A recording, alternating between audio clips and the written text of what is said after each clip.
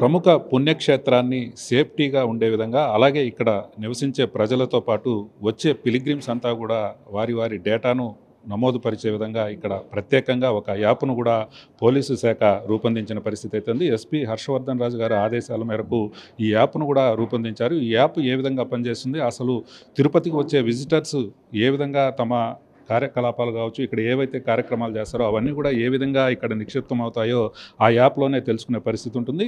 ఆ విధంగా పోలీసు శాఖ ఈ యాప్ను రూపొందించింది. మనతో పాటు ఎస్పీ హర్షవర్ధన్ రాజు గారు ఉన్నారు. వారిని అడిగి మరిన్ని విషయాలు తెలుసుకునే ప్రయత్నం. చెప్పండి సార్, ఈ యాప్ వల్ల ఎటువంటి ఉపయోగాలు ఉండబోతున్నాయి, అలాగే తిరుపతి పట్టణాన్ని సేఫ్టీగా ఉంచే విధంగా మీరు చర్యలు తీసుకుంటున్నారు, ఈ యాప్ ఏ విధంగా పనిచేస్తుంది?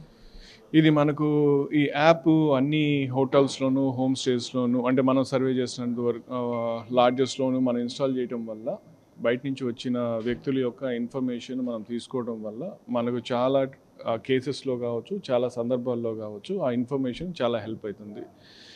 ఫర్ ఎగ్జాంపుల్ మనకు చూసినట్లయితే చాలా మిస్సింగ్ కేసెస్ ఎక్కడి నుంచి వచ్చిన వాళ్ళు తిరుపతికి రావటం జరుగుతూ ఉంటుంది. వాళ్ళు కానీ ఈ హోటల్లో ఎక్కడైనా స్టే చేసినా, లాడ్జెస్లో స్టే చేసినా వాళ్ళు ఇన్ఫర్మేషన్ ఇచ్చినప్పుడు మనకు ఇమీడియట్గా వాళ్ళని ఎక్కడున్నారని తెలుసుకొని వాళ్ళు ఇమీడియట్గా మనకు ట్రేస్ చేయడానికి వీలవుతుంది.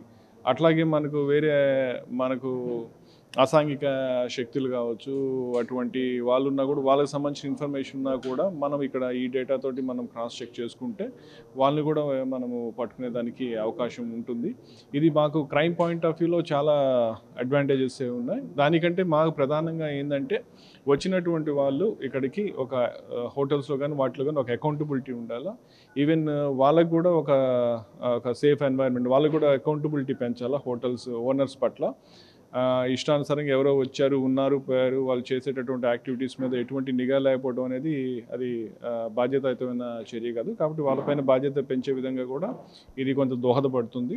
అండ్ వాళ్ళకి కూడా చాలా సందర్భాల్లో ఈ స్టే చేసిన వాళ్ళు చేసేటటువంటి ఆ కార్యకలాపాల వల్ల వాళ్ళు కూడా ఇబ్బంది పడిన చాలా సందర్భాలు అంటే అది కూడా వాళ్ళకి కూడా చాలా కన్వీనియంట్గా ఉంటుంది. ఓవరాల్గా పబ్లిక్కి ఒక సేఫ్ ఎన్వైర్న్మెంట్, ఒక అకౌంటబిలిటీ, ఒక ట్రాన్స్పరెన్సీ ఉండే విధంగా మనకి ఇది హెల్ప్ అవుతుంది. ముఖ్యంగా హోటల్స్ కావచ్చు, లేకపోతే ఈ స్టే హోమ్స్లోనైనా, లేకపోతే ప్రధానమైన జ్యువెలరీ షాప్స్ ఇలాంటివన్నీ పట్టణాల్లో కూడా ఉన్నాయి. అలాంటి ప్రాంతాల్లో కూడా దీన్ని ఇంప్లిమెంట్ చేసే పరిస్థితి. మనం ప్రస్తుతానికైతే హోమ్ స్టేస్, హోటల్స్ చేస్తాం. బట్ దీంట్లో అప్లికేషన్లు అయితే మనకు ఈ హౌసింగ్ సొసైటీస్, తర్వాత జ్యువెలరీ వాటి గురించి కూడా ఫీచర్ అయితే ఉన్నాయి, కానీ మనం ఇంకా వాటిని ఎనేబుల్ చేసుకోలేదు. కేవలం ఈ ప్రస్తుతానికి ఈ రెండింటికే మనము ప్రస్తుతానికి కన్ఫైన్ అవుతాం. రానున్న రోజుల్లో మనము ఇది యాప్ అంటే ఈ వ్యవస్థ పనిచేసే దాన్ని బట్టి స్లోగా వాటి పట్ల కూడా మనము తీసుకెళ్ళి వాటి మీద కూడా నిఘా పెట్టడానికి ప్రయత్నం చేస్తాం. ప్రస్తుతానికి తిరుపతి పట్టణానికే పరిమితం చేస్తున్నారా, లేకపోతే మనకు టెంపుల్ సిటీ పరిసర ప్రాంతాల్లో కూడా అలాంటి ప్రాంతాల్లో కూడా ఇంప్లిమెంట్ చేసే పరిస్థితి? మనం తిరుపతితో పాటు నెక్స్ట్ ఇది కాళహస్తిలో కూడా చేయడానికి ప్రయత్నం చేస్తున్నాం. కాళహస్తిలో కూడా చేస్తాం.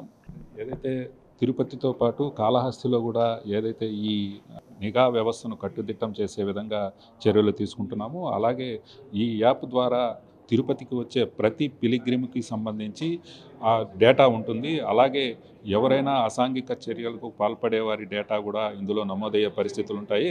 ప్రధానంగా ఏదైతే ఈ డేటాను రూపొందించామో ఆ డేటా ప్రకారంగా కూడా ముఖ్యంగా దీనికి సంబంధించి ప్రత్యేకమైన యాప్ను ఏర్పాటు చేశాం. కాబట్టి స్టే హోమ్స్లో ఉన్న వారు ఎవరైతే ఉంటారో వారి డేటాతో సహా కూడా మొత్తం డేటాను పోలీసు రికార్డుల్లో కూడా ఉండే విధంగా ఉంటుంది. అసాంఘిక చర్యలకు పాల్పడే వాటికి పూర్తిగా ఫుల్ స్టాప్ పెట్టచ్చు. అలాగే తిరుపతి భద్రతను దృష్టిలో ఉంచుకొని ఈ యాప్ను తయారు చేశాము. రాబో రోజుల్లో దీన్ని టెంపుల్ సిటీలైన కాళహస్తి కావచ్చు, మరికొన్ని ప్రాంతాల్లో కూడా దీన్ని ఇంప్లిమెంట్ చేసే విధంగా చర్యలు తీసుకుంటామని ఆయన కూడా ఎస్పీ హర్షవర్ధన్ రాజు గారు చెప్తున్న పరిస్థితి. వీడియో జర్నలిస్ట్ భాస్కర్తో రమణ కుమార్, మెగా 9 టీవీ, తిరుపతి.